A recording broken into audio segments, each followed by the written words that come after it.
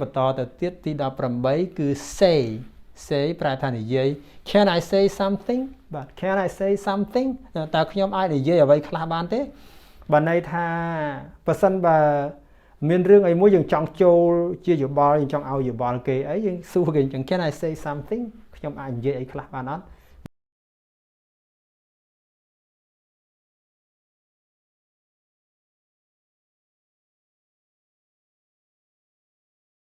Hello and welcome to Live with Club បាទសូមគោរពជំរាបសួរបងប្អូនអ្នកសិក្សាភាសាអង់គ្លេសទាំងអស់គ្នាបាទសូមស្វាគមន៍មកកាន់ Club ភាសារបស់យើងបាទហើយក៏សូមអរគុណច្រើនសម្រាប់ការគាំទ្រសិក្សាមេរៀនជាមួយនឹង Club ភាសាជារៀងរហូតមកបាទជាពិសេសអរគុណបងប្អូនដែលជួយ Subscribe YouTube Channel របស់យើងជួយ Like ជួយ Share វីដេអូពី Page Facebook របស់យើងបាទហើយសម្រាប់បងប្អូនដែលទើបតែឃើញវីដេអូមេរៀនរបស់យើងថ្មីនៅតាមបណ្ដាញសង្គម Facebook សូមកុំភ្លេចជួយ Like ជួយ Share ដើម្បីចែករំលែកមេរៀនល្អៗនេះដល់អ្នកដែលអត់ទាន់បានឃើញផងដែរបាទហើយសម្រាប់ YouTube Channel របស់យើងបងប្អូនកុំភ្លេចចូលទៅជួយ Subscribe ចុចរូបកណ្ដឹងម្នាក់មួយដើម្បីទទួលបានវីដេអូមេរៀនថ្មីពីក្លឹបភាសារបស់យើងក៏ដូចជាការគាំទ្រដល់ក្រុមអ្នកផលិតរបស់យើងផងដែរបាទអូខេអរគុណច្រើនទាំងអស់គ្នាបាទពីក្លឹបភាសាថ្ងៃនេះបាទយើងសិក្សានៅលើប្រធានបទមួយដែលគួរឲ្យចាប់អារម្មណ៍គឺយើងរៀនពាក្យបាទ1000ពាក្យសំខាន់ក្នុងភាសាអង់គ្លេស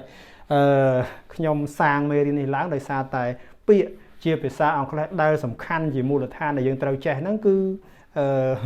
យ៉ាងតិចបំផុតក៏1000ពាក្យដែរអញ្ចឹងខ្ញុំដាក់មេរៀន1000ពាក្យដែលខ្ញុំរៀបមេរៀនជាសង្កាត់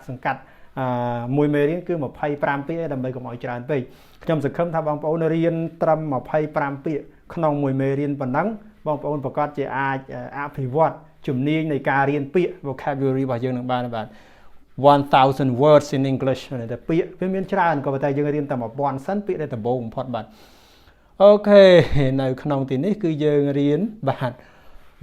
1000 most common English words គេហៅថា most common បើនេះសាមញ្ញបំផុតពាក្យសាមញ្ញបំផុតក្នុងភាសាអង់គ្លេសគឺត្រូវតែចេះតែម្ដងបើយើងជាអ្នករៀនភាសាអង់គ្លេសអត់ចេះ1000ពាក្យហ្នឹងគឺអត់មានន័យតែម្ដងអញ្ចឹង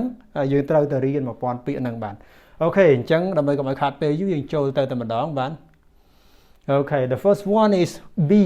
បាទ be គឺកិរិយាសព្ទ to be នឹងឯងជាទម្រង់ដើមរបស់វាថាតើបងប្អូនចេះប្រើទម្រង់ដើមរបស់វាហើយឬនៅជួនកាលយើងចេះបំបែក am is are ដល់ពេលវាមកជាទម្រង់ដើមអត់ចេះប្រើអញ្ចឹងបងប្អូនមើលឧទាហរណ៍នេះមកបាទ will you be my friend ជាប្រយោគសាមញ្ញធម្មតា will you be my friend តើអ្នកនឹងធ្វើជាមិត្តរបស់ខ្ញុំបានទេន័យថាជាពាក្យធម្មតាដើម្បីសុំគេរាប់អានជាមិត្តយើងនិយាយអញ្ចឹង Will you be my friend ធ្វើជាមិត្តនឹងខ្ញុំទេអញ្ចឹងពាក្យ be គេយកមកប្រើអញ្ចឹងដោយសារតែទម្រង់ជាមួយ will អញ្ចឹងវានៅទម្រង់ដើមអញ្ចឹង be ប្រែថាជាគឺជាឬក៏ធ្វើជាបាទអញ្ចឹង Will you be my friend អូខេទី2បាទ and ដែលប្រែថានឹងឬក៏ហើយនឹងអញ្ចឹងទៅបាទ You and I will always be friend បាទYou and I will always be friends មិនថាអ្នកនិងខ្ញុំនឹងជាមិត្តនឹងគ្នាជានិច្ចបាទ and ខ្ញុំជម្រាបបងប្អូន you and I ជាទម្រង់របស់បរទេសភាសាអង់គ្លេសគឺគេនិយាយអ្នកនិងខ្ញុំគេអត់និយាយខ្ញុំនិងអ្នកឯងបើន័យថាឲ្យអ្នកដទៃនៅមុនខ្លួនឯងអាហ្នឹងជារបៀបនៃការនិយាយភាសាអង់គ្លេសយើងអាចនិយាយបានថាខ្ញុំនិងអ្នកក៏បាន I and you ក៏បានក៏ប៉ុន្តែជាលក្ខណៈមិនសាមញ្ញមិនឲ្យតម្លៃគេក្នុងភាសាអង់គ្លេសបើយើងនិយាយ you and I បានន័យថាយើងឲ្យតម្លៃគេព្រោះគេនៅមុនយើងអញ្ចឹង and ប្រែថានឹងបាទសម្រាប់បូកផ្សំរបស់អ្វីពីរចូលគ្នាបាទអូខេ you and I will always be friends បាទអូខេទី3 of បាទ of ប្រែថានៃរបស់សម្រាប់តភ្ជាប់ចងអ្វីមួយភ្ជាប់គ្នាបាទ Today is the 1st of November បាទ Today is the 1st of November អញ្ចឹង of ប្រែថានៃថ្ងៃនេះជាថ្ងៃដំបូងនៃខែវិច្ឆិកាបាទអូខេអញ្ចឹង of ប្រែថានៃឬក៏របស់ខែវិច្ឆិកាក៏បាននៃខែវិច្ឆិកាក៏បាន Today is the 1st of November បាទអូខេយើងអាចថ្ងៃទី1ក៏បានដែរមិនបាញ់បាទ first បាទអូខេទី4ហ្នឹងគឺជាពាក្យដែលប្រើពីមុខនាមគេហៅថា article បាទប្រែថាមួយមិនបាច់ប្រែក៏បានតែប្រែថាមួយក៏បានបាទអូខេ I saw a bear today បាទខ្ញុំបានឃើញខ្លាឃ្មុំមួយថ្ងៃនេះឃើញខ្លាឃ្មុំមួយក្បាលទៅណាឃើញសត្វខ្លាឃ្មុំយើងអាចនិយាយធម្មតាបើជាលក្ខណៈសាមញ្ញថាខ្ញុំបានឃើញខ្លាឃ្មុំក៏ប៉ុន្តែភាសាអង់គ្លេសគឺគេមានហ្នឹង I saw a bear today បាទខ្ញុំបានឃើញខ្លាឃ្មុំមួយថ្ងៃនេះបាទអញ្ចឹងនឹងប្រែថាមួយបាទអូខេបន្តទៅទៀតទី5គឺ in ប្រែថាក្នុងនៅក្នុងជា preposition ជាយតនិបាតបាទ she is in her room បាទ she is in her room បាទនាងនៅក្នុងបន្ទប់របស់នាងអញ្ចឹង in នេះប្រែថាក្នុងបាទប្រាប់ទីតាំងខាងក្នុងអ្វីមួយ she is in her room បាទអូខេបន្តទៅទៀតទី6គឺពាក្យថា to នេះប្រែថាទៅកាន់អ្វីមួយភាសាច្រើនប្រើដើម្បីចង្អុលបង្ហាញទិសដៅអញ្ចឹងបាទ let's go to the park បាទ let's go to the park តោះទៅកាន់សួនច្បារឬទៅកាន់សួនដូចសួននៅខេត្តបាត់ដំបងជាងសួនសខេងហ្នឹងគេហៅថា park អញ្ចឹង the park ក្នុងខេត្តបាត់ដំបងគឺសួនសខេង let's go to the park អញ្ចឹង to ហ្នឹងសំដៅដល់ទីតាំងឲ្យឆ្ពោះទៅកាន់បាទអូខេ to បាទអូខេបន្តទៅទៀតគឺគេយកស័ព្ទ have ប្រែថាមានបាទ I have a few questions បាទ I have a few questions ខ្ញុំមានសំណួរ2 3សំណួរចង់សួរគេប្រាប់គេថាខ្ញុំត្រូវការសួរ2 3សំណួរអញ្ចឹងយើងនិយាយបែបនេះ I have a few questions ខ្ញុំមានសំណួរ2 3សំណួរអញ្ចឹង have ប្រែថាមានបាទអូខេទី8ពាក្យនេះអានថា to ប្រែថាផងដែរ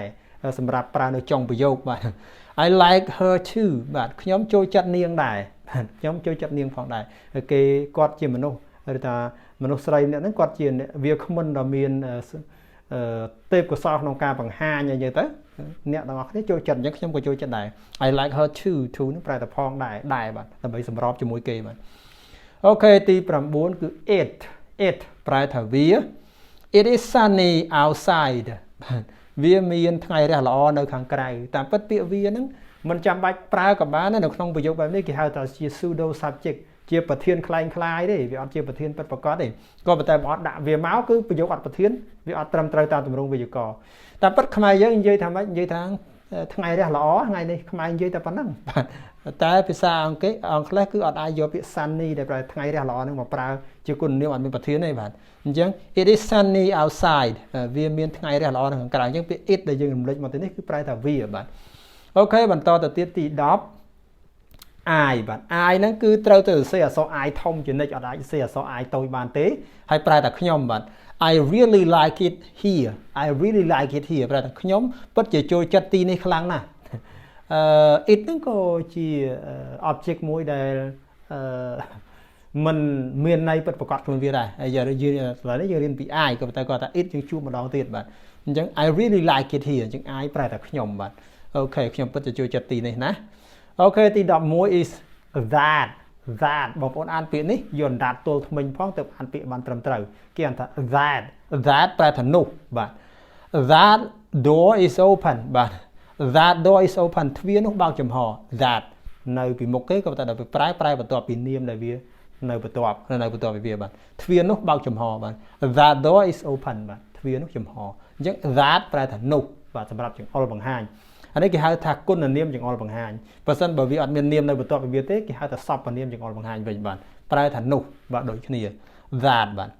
អូខេបន្តទៅទៀតគឺពាក្យថា for ប្រែថាសម្រាប់បាទ this letter is for you បាទ this letter is for you បើយើងអានញាប់ទៅ so for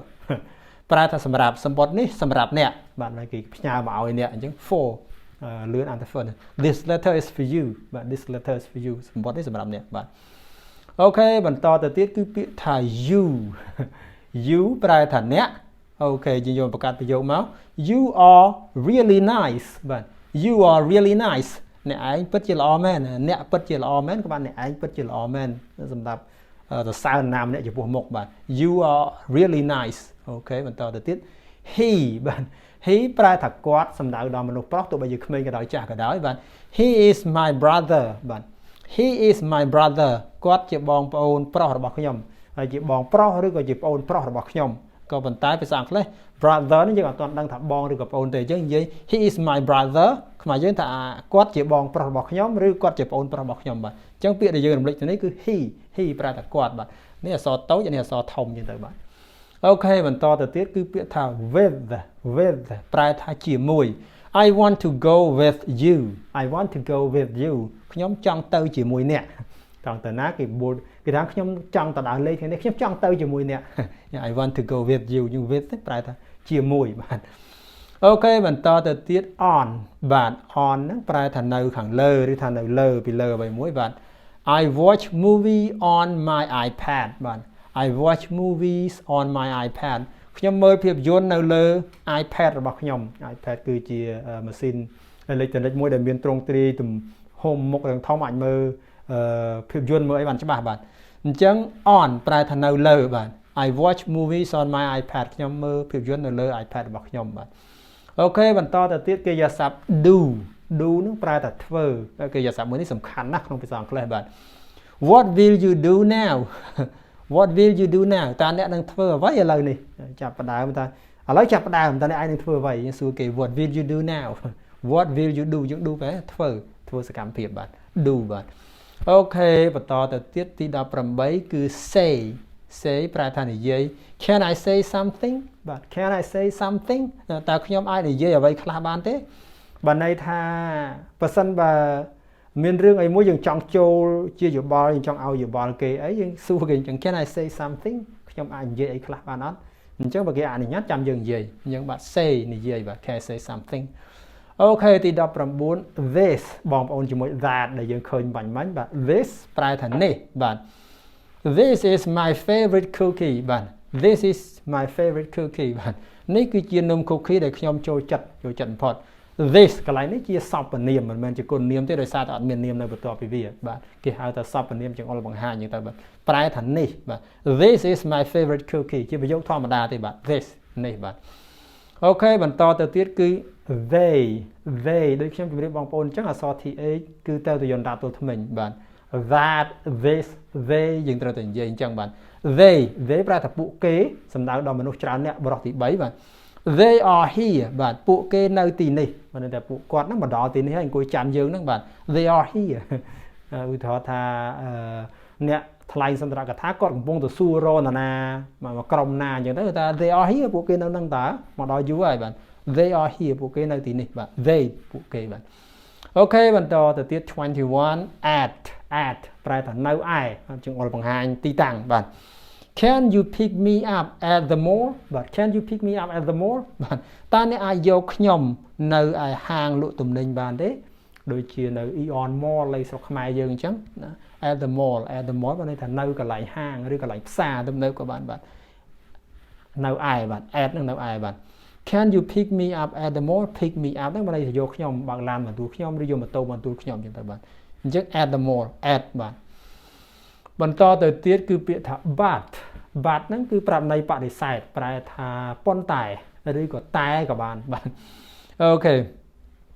I'm sorry but she's away បាទ I'm sorry but she's away តែខ្ញុំសុំទោសតែនាងមិននៅទេខ្ញុំសុំទោសផងនាងពិតជាអត់នៅកន្លែងហ្នឹងមែនគេសួររនណាម្នាក់ម្ចាស់កន្លែងចុះអីណា I'm sorry but she's away ខ្មែរយើងនិយាយតែអញ្ចឹងខ្ញុំសុំទោសតែនាងមិននៅទេមិននៅកន្លែងនេះទេអញ្ចឹង but នេះប្រែតែឬក៏ប៉ុន្តែប្រាប់ន័យបដិសេធបាទអូខេបន្តទៅទៀត we ជាសព្វនាមប្រធានប្រែថាយើងបាទអូខេ we are going to watch a movie បាទយើងនឹងមើលភាពយន្តឬថាយើងនឹងមើលកុនមើលរឿងមើលអីតាមទូរស័ព្ទដៃតាម iPad ដូចបាញ់មិញក៏បានបាទ we អក្សរ WE នោះ we ប្រែថាយើងបាទ we are going to watch a movie អូខេបន្តទៅទៀត24គឺ his ប្រែថារបស់គាត់ប្រាប់អំពីកម្មសិទ្ធិរបស់អ្នកណាម្នាក់បាទ this is his box បាទ this is his box បាទនេះគឺជាប្រអប់របស់គាត់ his របស់គាត់បាទ this is his box នេះគឺជាប្រអប់របស់គាត់អញ្ចឹងពាក្យ his HIS បាទអូខេចុងក្រោយសម្រាប់ថ្ងៃនេះគឺពាក្យ from បាទ from ហ្នឹងគឺជា preposition ជាអយតនិបាតប្រាប់ប្រភពមកពីណាបាទអូខេ This card came from my cousin បាទ This card came from my cousin កាតនេះបានមកពីបងប្អូនជីដូនមួយរបស់ខ្ញុំបាទអញ្ចឹង from came from ដែលបានមកពីបាទមកពីណាគេឲ្យប្រភពរបស់វាបាទអញ្ចឹងពីឬក៏អំពីក៏បានយើងអាចនិយាយថាកាតនេះបានមកអំពីបងប្អូនជីដូនមួយរបស់ខ្ញុំក៏បានបាទអូខេ This card is from my cousin បាទអូខេ from ពាក្យចុងក្រោយគេសម្រាប់ថ្ងៃនេះបាទអូខេមានប៉ុណ្ណឹងសម្រាប់ការរៀនពាក្យដែលសំខាន់បំផុតឬគឺថាសាមញ្ញបំផុតក្នុងភាសាអង់គ្លេស1000ពាក្យក៏តែយើងចាប់ផ្ដើម25ក្នុងមួយថ្ងៃអញ្ចឹងថ្ងៃទី1ចប់ប៉ុណ្ណឹង ហើយខ្ញុំសង្ឃឹមថាបងប្អូនដែលរៀនភាសាអង់គ្លេសទាំងអស់គ្នាអាចចេះពាក្យទាំងអស់នេះបានន័យថារៀនទោះបីជាធ្លាប់ចេះឬមិនធ្លាប់ចេះក៏ដោយត្រូវតែហ្វឹកហាត់យកពាក្យទាំងអស់នេះទៅរៀនបង្កើតប្រយោគបន្ថែមដោយខ្លួនឯងបង្កើតជាប្រយោគងាយងាយបើសិនបរនឹកបង្កើតអត់ឃើញទេទៅអង្គុយស្រាវជ្រាវមើលឧទាហរណ៍គេដែលមានពាក្យទាំងអស់ហ្នឹងមកឲ្យបានច្រើនយកមកសរសេរដើម្បីឲ្យចាំដៃបង្ហាត់បង្វឹកខ្លួនឯងឲ្យចេះប្រើប្រាស់ដូចគេផងដែរអាហ្នឹងកាន់តែល្អប្រសើរបាទអូខេអញ្ចឹងមេរៀនរបស់យើងថ្ងៃនេះមានប្រហែលប៉ុណ្ណឹងសូមអរគុណបងប្អូនទាំងអស់គ្នាដែលគាំទ្រសិក្សាមេរៀនភាសាអង់គ្លេសជាមួយក្លឹបភាសាជារៀងរហូតមកបាទជាពិសេសអរគុណសម្រាប់ការតាមដានសិក្សាវីដេអូមេរៀនមួយនេះពីដើមដល់ចប់ផងដែរបាទសូមគោរពលាបាទ